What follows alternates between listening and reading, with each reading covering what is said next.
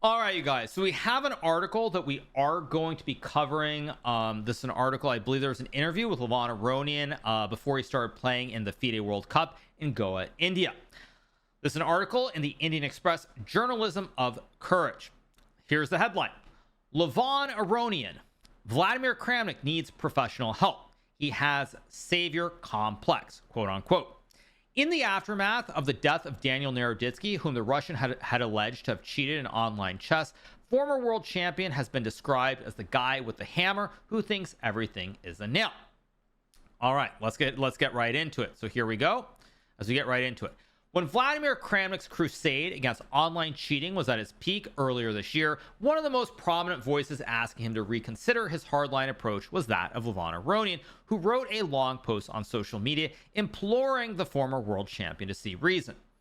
One of the most respected men in chess, Aronian was once a close confidant of Kramnik, but over the last few months, the relationship has frayed as the Russian legend has continued his campaign to highlight suspicions about cheating in online chess without providing what the rest of the game's fraternity would consider conclusive or convincing evidence.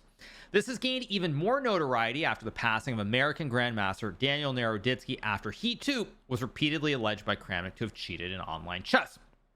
So yeah, this is of course very very rough topic to talk about. I mean it's not a topic that I think people are going to be very happy about. But you know, it's what it is. Now I'm going to say a little bit more once Levon says something further. I think in this article it says Aronian says that he has now stopped trying to convince Kramnik privately to reconsider his approach and believes that the former world champion needs professional help. Now I'm going to actually say a couple of things, and I was thinking about this quite a bit recently. And I'll give you an example from myself from quite a few years ago, and this is actually not chess related, but my personal view on this topic is that of is going to be something that I'm going to use a poker analogy. Now, I'm not going to claim to be a great poker player. I never was a great poker player. But when I was quite a bit younger, I would sometimes play in casinos like in Foxwoods, for example, or in Atlantic City at the Borgata, or in Las Vegas even. And I would play poker. So I would play poker. I would play poker in these casinos. I wouldn't say I did great, but you know, it seemed pretty natural. And then I would go play some of these multi-table tournaments online. And when I would go play these tournaments online, more often than not, I would do terribly. And the reason I use this as a reference point is because I do firmly believe that this is what started the whole thing as it relates to Mr. K. Very specifically, when you start playing chess over the board and you're doing very well and you never lose to these random 2300s or 2400 players, and suddenly you start losing to them online in tournaments like Title Tuesday, it's all of a sudden a world where it's like, wait a second. What's happening over the board is not the same as what's happening online. Clearly something is wrong. You know, one example, just to go back to poker for a second, is I remember the joke was always with Poker Stars is that it was called River Stars, basically meaning that on the river you get screwed. If you have the best hand after the turn, somehow the river is going to come and you're going to lose the hand. And I do believe that this is what started the whole thing, is suddenly when you're doing so well over the board and you're not doing well online, you're like, something's wrong, something's fishy. There's got to be something wrong because it's the same game that you're playing. But in reality, as we've seen, that is not the case. And the biggest thing for me, first and foremost, is that I've been in a situation where I've been playing online for a long time. And I've seen a lot of these kids, or a lot of things that used to not happen, start happening.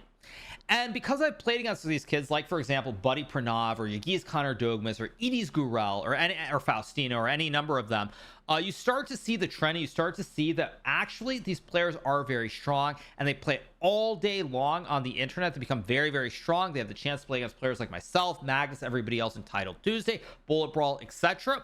But they don't, of course, have the chance to play over the board as often because it's very expensive to travel and compete in these events. So because of that, you start seeing players who are very strong online, but then they don't have the accolades over the board. And it's very easy to assume, well, you know, clearly something is wrong. And in the old days, this would have been true. If you go back like even probably 10 years, I would say 10, 15 years, this would be very true. It would not be possible for this to be the case. But because of the pandemic and chess moving online, and also all the top players starting to take online chess seriously, the world has changed completely. And it is now possible to become a very, very strong player online and not have proved yourself over the board.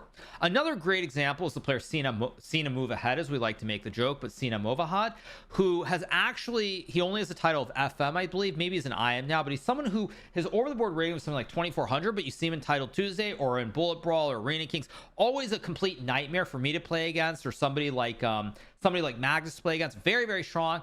Now, of course, he's having a chance to play some over the board tournaments. He is actually, I think, close to GM of having not gotten the title, and he's completely legit.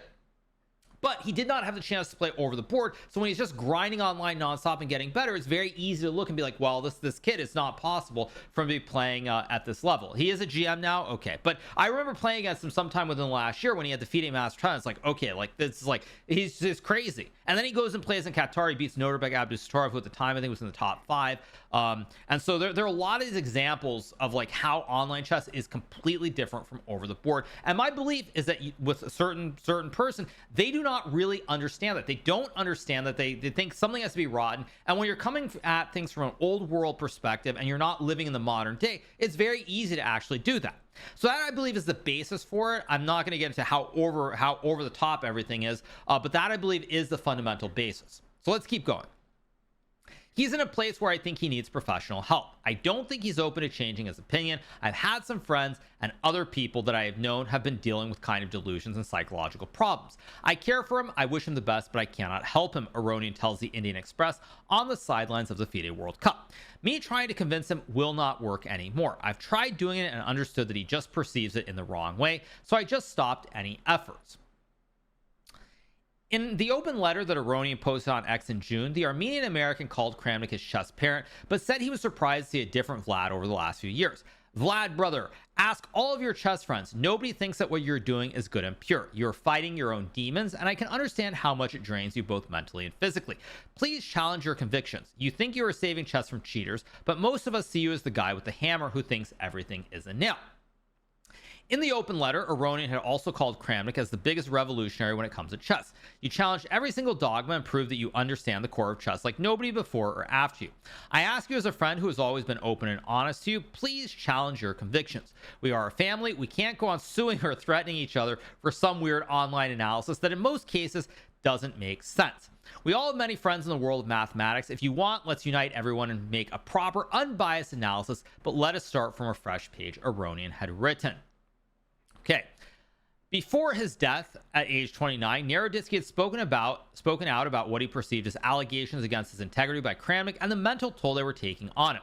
World body FIDE has also opened an investigation into Naroditsky's death, with their ethics commission looking into the matter.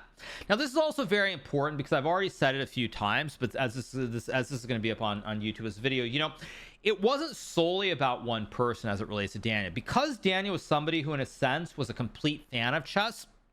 And by that, what I mean is he was very unique because he was someone who could play against the best players in Blitz, but he did not consider himself to be at the same level as the top players. So he was kind of like a fan. He was like a fan, even though he could compete with us, which is very rare to see, because usually if you're competitive with the top players, you're not going to be like that. And so even though it started one person, he actually had direct messages with certain top 10 players. And they were also questioning him. I will actually, like, I mean, I don't really want to read it on the stream, but I would tell you very specifically. There was one grandmaster currently in the top 10 who basically said, you can confess to me. You can confess about what's going on. Now, that's not quote unquote, but effectively that's what was said in a direct message between Daniel and a certain top 10 grandmaster that I will not name at the moment. So I think for Daniel, you know, it started with one person, but there were many others as well. This is not a situation where it was all about one person alone in terms of, you know, how he felt about everything. So let's keep going. Kramnik's transformation. Aronian says the open letter was an attempt to remind Kramnik and the rest of the world what a kind and helpful man he used to be only a few years back. Kramnik has helped multiple Indian prodigies like world champion D. Gukesh, R. Pragnananta, Leon Luke Mendonca, and Raunak Sadhwani in their younger days at a chess camp in Geneva just before the COVID pandemic struck. Okay. Nepo is not in the top 10 currently. Through my message, I wanted to appeal to not just him, but also to people who are attacking him. It was designed for people to be kind of more supportive towards Kramnik, because I truly believe that if someone is having a damaging role, if he's going through a stage of becoming someone evil, if you call him evil and just kind of attack him every single time, he's not going to become a normal person. You kind of have to remind them what they are. That's what I tried. And I tried to remind others or some people who didn't know who he is, that this person used to be generally the light, a great guy, let's say. I understood more or less that now he perceives himself as a savior of the world. He has a savior complex, which is a problem. Like this is actually yeah, this is kind of the big issue. It's like it's not a good thing. It's not a good thing. This is not a good thing. Ask Aronian what the earlier version of Kramnik was like, the one he knew intimately and considered a just parent, and Aronian says he was very relaxed and somebody who liked to discuss things and somebody who was very open to helping and supporting people. He was a good guy. Now, I will say from my general interactions, you know, he was relatively fine, but he was always a little bit crazy, like a little bit, not a lot, but a little bit crazy. Even like when I played in the London Chess Classics and played against him, he was relatively normal, but there was obviously a little bit of craziness even back then. Of course, what it's become now is just impossible to deal with. If you say something, you know, if you're like me, you're apparently you're insulting him and you get threats that he's going to sue you. If you basically try to play the other side like Daniel did, which is you actually indulge the bad faith effort and you try to actually prove your point, it's still not good enough. Even though Daniel used many cameras, I think he used something like 6 cameras before.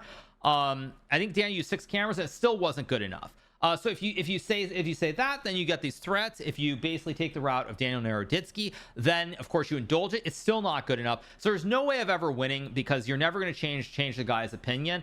And that's actually why at this point I really don't intend to talk about him ever again. Because I think at this point the only way to deal with it is to completely ignore it. As much as you know, as much as I find that annoying on the one hand, I think that's really all you can do. Is ignore it, because it doesn't matter what you say. They're going to be threats. They're going to be these threats of lawsuits, or they're going to be, you know, they're going to be indulge it. It's still not good enough. You know, there's no way of changing someone's mind. And so when we look at what Levon says here, I actually agree with him. I think the notion of trying to help someone at this point, it's way too far gone, and there's nothing that can be done. So really, in my case specifically, I just intend to ignore this. And I don't intend. I already don't see stuff. Do you think he's actually going to sue me like he said? I've already said quite clearly, and I'll say it once again. If he wants to try and sue me, go for it. I mean, if he actually has real lawyers working for him, A, they would have told him to be quiet a long time ago and not continuing to do this. And B, they would also tell him that if he does that, he's going to open himself up to counter lawsuits. So that's all I'm going to say on the topic. You know, if he wants to do that, go ahead. But as I said, like point blank, he does that, there's going to be a countersuit, 100%. So that's all that I need to say on the topic for right now, and that's going to do it with this article for the time being.